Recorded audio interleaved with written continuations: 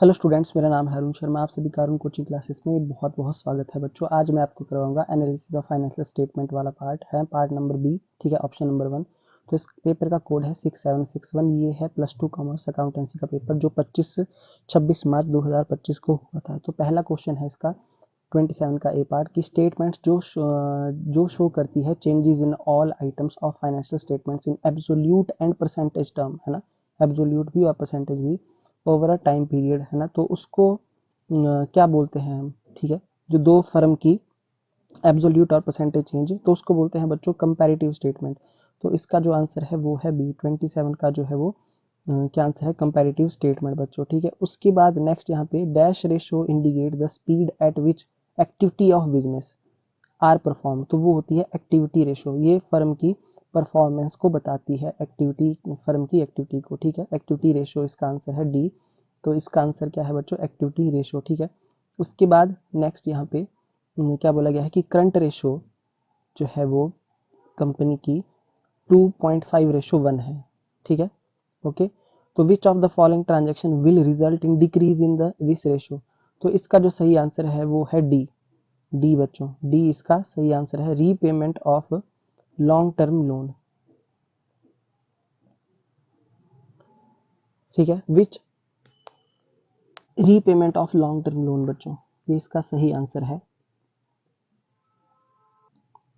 सो बच्चों देखिए, ये आंसर डी जो है 8 लाख इसका क्यों आएगा, क्यों डिक्रीज होगा इससे, क्योंकि जो हमारा कैश है ना, या हमारा बैंक है, वो हमारी करंट रेशो होती है।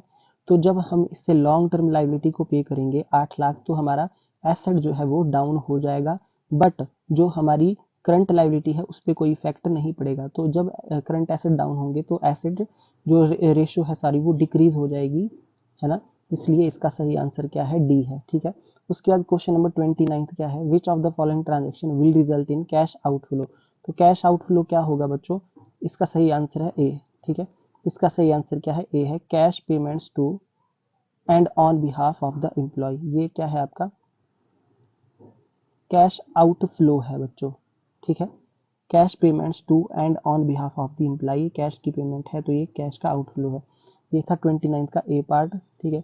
उसके बाद जो है यहाँ पे 29 का बी पार्ट यहाँ पे बोला गया है, in case of non financial enterprises payment of dividend is consider. Non financial बच्चों, ठीक है। तो देखिए, अगर कोई नॉन फाइनेंशियल है तो इसका सही आंसर है फाइनेंसिंग एक्टिविटी, ठीक है। तो वो हमारी फाइनेंसिंग एक्टिविटी है, क्योंकि ये नॉन फाइनेंसिंग कंपनी है और इसके लिए पेमेंट ऑफ डिविडेंड जो है वो फाइनेंसिंग एक्टिविटी है, ठीक है, ओके।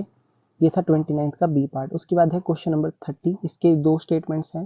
पहली क्या है देखिए, पहली स्टेटमेंट यहाँ पे है कि बैलेंस दिया गया है statement of profit and loss account में, in the balance sheet of Samta limited, है ना, showed deficiency 2 lakh rupees. Deficit है बच्चों, ये लॉस है 2 लाख की, है ना, और ये 31 मार्च 2023 को दी गई है। अच्छा, सरप्लस है 3 लाख का, वो 31 मार्च 2024 को दिया गया है।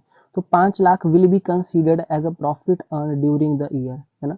जब हम कैश फ्लो स्टेटमेंट बनाएंगे बच्चों, देखिए जब भी कैश फ्लो स्टेटमेंट बनाते हैं तो करंट ईयर के प्रॉफिट को हम ऊपर लिखेंगे, है ना, और इसमें जो है हम पिछले साल का प्रॉफिट माइनस करते हैं, पर ये तो डेफिसिट है 2 लाख का, तो ये ऐड हो जाएगा बच्चों, ठीक है, ये ऐड हो जाएगा, ओके।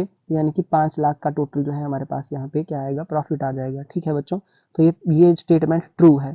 उसके बाद यहाँ पे बोला गया है कि नेक्स्ट स्टेटमेंट में कि 31 मार्च 2023 को गुडविल जो है जीता लिमिटेड की, है ना, वो कितनी है, 4 लाख की, और 31 मार्च 2024 को है 5 लाख की, ठीक है। तो इसका मतलब ये है कि हमने गुडविल को एक्वायर किया है, क्योंकि नेक्स्ट ईयर में गुडविल 1 लाख से बढ़ रही है, ये 4 लाख की है ना, 2024 में ये 5 लाख की हो रही है, तो 1 lakh goodwill consider as goodwill acquired, यानी कि परचेज किया गया है, ठीक है। तो ये बिल्कुल ठीक है बच्चों, तो दोनों स्टेटमेंट ट्रू है बच्चों। तो इसका आंसर है बोथ स्टेटमेंट्स आर ट्रू, ठीक है, ओके। आई होप आपको समझ में आ गया होगा। 30 है ना, 30 का जो है आंसर है ए। नेक्स्ट है यहाँ पे आपके पास ये 3 आइटम्स दी गई हैं, इनका सब हेड और मेजर हेड और सब हेड आपको बताने हैं, ठीक है। तो एज पर कंपनी का जो शेड्यूल है, शेड्यूल 3 पार्ट 1 में इसको किस तरीके से दिखाया जाएगा, कौन से सब हेड और इसके मेजर हेड और सब हेड होंगे, ये आपको बताने हैं, ठीक है बच्चों। स्टॉक, मोटर व्हीकल और प्रोविजन फॉर टैक्स। तो बच्चों इसका जो सही आंसर है मैं आपको बता देता हूँ, वो क्या होगा। देखिए यहाँ पे स्टॉक इन ट्रेड जो है वो करंट एसेट में आएगा और इसका सब हेड होगा इन्वेंट्री, और मोटर व्हीकल जो इसका हेड होगा वो होगा नॉन करंट एसेट, और इसका सब हेड होगा fixed assets and tangible assets. Provision for tax का जो मेन हेड जो हेड होगा वो होगा करंट एसेट्स है ना, मेजर हेड, और सब हेड होगा शॉर्ट टर्म प्रोविजंस, ठीक है। ओके, करंट लाइबिलिटी इसका सब क्या होगा, मेजर हेड होगा ना बच्चों, और सब हेडिंग क्या होगी, वो होगी शॉर्ट टर्म प्रोविजन। तो ये इसके हेड और सब हेड थे, ये मैंने आपको बता दिए, ठीक है। ये हो गया क्वेश्चन नंबर 31, ठीक है। तो बच्चों आज के लिए इतना ही है ना। वीडियो अच्छी लगी हो तो चैनल को सब्सक्राइब जरूर करें, बेल आइकन को प्रेस करें। थैंक यू सो मच बच्चों।